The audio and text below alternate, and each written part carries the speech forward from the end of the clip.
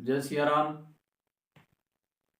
मित्रों, आज हम अपने YouTube चैनल एस्ट्रोलॉजी विद अभिषेक की पुनः शुरुआत करने जा रहे हैं। पहले हमें किन्हीं कारणों की वजह से अपने YouTube चैनल को रोकना पड़ा था, इस पर वीडियो डालना हमें बंद करना पड़ा था। आज से हम पुनः इसकी शुरुआत करेंगे और जिस प्रकार से पहले नित्य का पंचांग, तत्पश्चात हम ज्योतिष के विषय में जो जानकारियां देते थे, कुंडली के 12 भावों के विषय में, तक कुंडली में बैठे 12 भावों में ग्रहों के विषय में हम एक एक करके पुनः पहले की तरह, पूर्व की तरह फिर से इन्हीं की शुरुआत करेंगे। अब पहले जैसे कि हम बता रहे थे कि सूर्य प्रथम भाव में अगर बैठेंगे तो उसका क्या परिणाम होगा, सूर्य द्वितीय भाव में अगर बैठेंगे तो उसका क्या परिणाम होगा। हम उसी प्रकार से पुनः इसमें जानकारियां देंगे कि सूर्य का जो है 12 भावों का हो चुका था, चंद्रमा के द्वितीय भाव तक पहुंच चुके थे। चंद्रमा द्वितीय भाव में अगर बैठेंगे तो उसका जो है क्या परिणाम होगा। अब हम बात करेंगे कि चंद्रमा तृतीय भाव में अगर बैठेंगे तो उसका क्या परिणाम होगा। यहां से हम पुनः अपने वीडियो की शुरुआत करेंगे और आप सभी से सहयोग की अपेक्षा करते हैं और प्रयास करेंगे कि आज से नित्य प्रतिदिन एक वीडियो हमारा आता रहे। तो पूर्व की तरह जैसे हम पहले नित्य के पंचांग की बात करते थे, उसी प्रकार से शुरुआत करते हैं सर्वप्रथम आज के पंचांग की। तो आज 6 नवंबर 2025 दिन गुरुवार, मार्गशीर्ष कृष्ण पक्ष प्रतिपदा तिथि है आज, और आज नक्षत्र है कृतिका। राहु काल आज रहेगा दोपहर में 1:30 बजे से 3 बजे तक। राहु काल में कोई भी शुभ कार्य नहीं करना चाहिए। इनमें जो है शुभ कार्यों का करना वर्जित माना गया है। आज जैसा कि गुरुवार है तो गुरुवार को दक्षिण दिशा की यात्रा से भी बचना चाहिए, क्योंकि दक्षिण दिशा की यात्रा भी गुरुवार के दिन निषेध मानी जाती है। अब इस प्रकार से आप अपना जीवन शुरू कर सकते हैं। अब हम बात करेंगे कि चंद्रमा तृतीय भाव में क्या फल देंगे।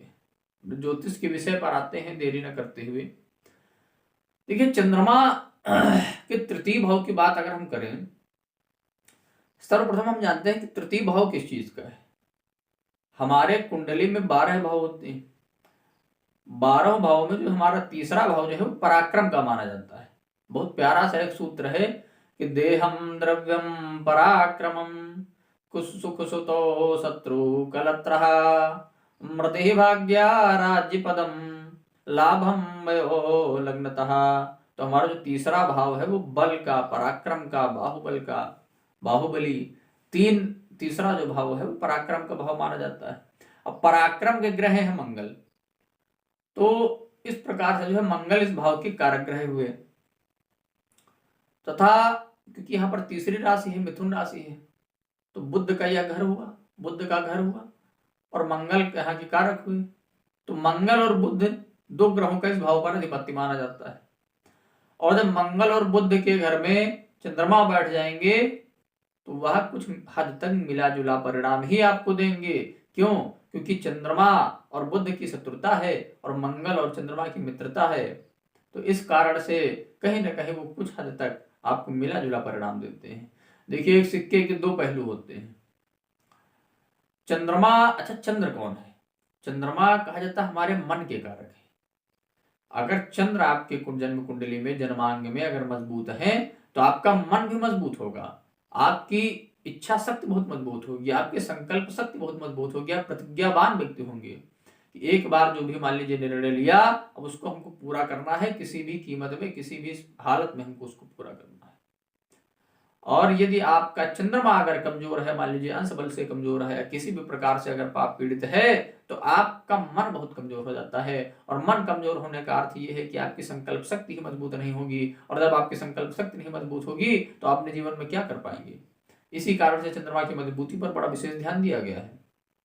कहा जाता है चंद्रमा मनुष्य जाता। चंद्रमा का सीधा सीधा हमारे मन से, माता से विशेष संबंध है। आपकी चंद्रमा यह चीज भी मान लीजिए दर्शाते हैं कि आपकी माता का स्वास्थ्य कैसा रहेगा, यह भी आपकी कुंडली में चंद्र ही दर्शाते हैं।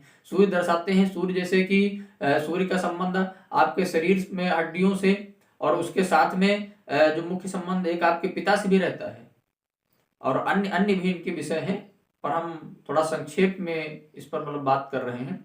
देखिए, क्योंकि किसी एक ग्रह को देख करके पूर्ण कुंडली का विश्लेषण नहीं किया जा सकता। इस प्रकार से मान लीजिए चंद्रमा तृतीय भाव में बैठे हैं तो उस पर बहुत ज्यादा विस्तार पूर्वक बात अगर की जाए, जब तक हम पूर्ण कुंडली का विश्लेषण ना करें तो केवल एक ग्रह को देख करके पूर्ण व्यक्ति के जीवन का निर्धारण नहीं किया जा सकता। इसी कारण से जो कुछ महत्वपूर्ण विषय हैं, चंद्रमा तृतीय भाव में अगर बैठेंगे तो उसका क्या प्रभाव होगा वह हम आपके सामने प्रस्तुत करेंगे। कहा जाता है कि चंद्रमा जब मन के कारक ग्रह आपके तृतीय भाव में जब बैठते हैं तो ये आपको अच्छा परिणाम कहीं ना कहीं एक देंगे।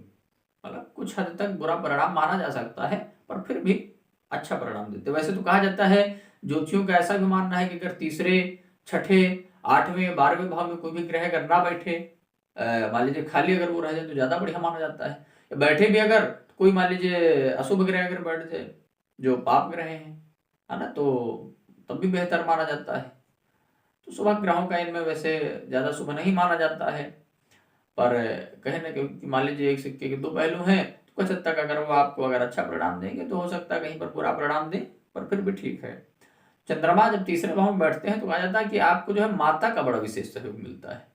आपकी जो माता जी होती हैं वो आपके जीवन में पिता की तरह मान लीजिए आपका पालन पोषण करती है। जिनके तृतीय भाव में चंद्रमा बैठते हैं ऐसे व्यक्तियों के पिताजी का निधन या तो कम उम्र में हो जाता है, अमूमन लमसम 34-35 साल की आयु में, या मान लीजिए अगर वो जीवित भी अगर होते हैं तो भी माता का उनके जीवन पर बड़ा विशेष प्रभाव पड़ता है। अब मान लीजिए अच्छा पिता का निधन अगर हो गया तो अब तो मान लीजिए माता के हाथ में ही पूरे बच्चे की कमांड है, भाई माता ही उसका लालन पोषण करेंगे तो पिता की तरह ही उसका पालना हो गया।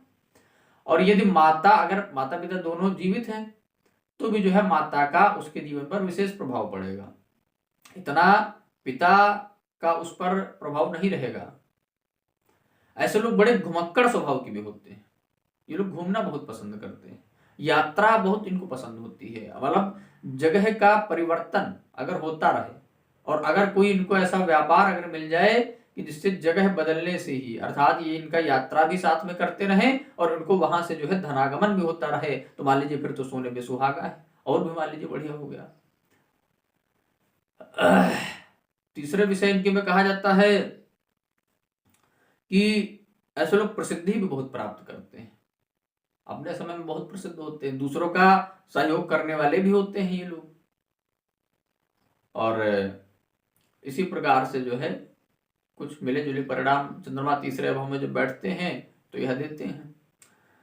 अगर मान लीजिए चंद्रमा आपके तृतीय भाव में बैठे हो और उन पर अगर शुभ ग्रहों की दृष्टि पड़ जाए, मान लीजिए बृहस्पति की अगर दृष्टि पड़ गई या बृहस्पति चंद्रमा के साथ में बैठ गए तो गजकेसरी योग बना दिया, और भी बढ़िया। जब शुभ ग्रह हो या पापक ग्रह हो, इन पर जब कभी भी शुभ ग्रहों की दृष्टि पड़ेगी तो मान लीजिए वो अपने परिणाम को 50% बढ़ा देते हैं, उससे दुगना कर देते हैं।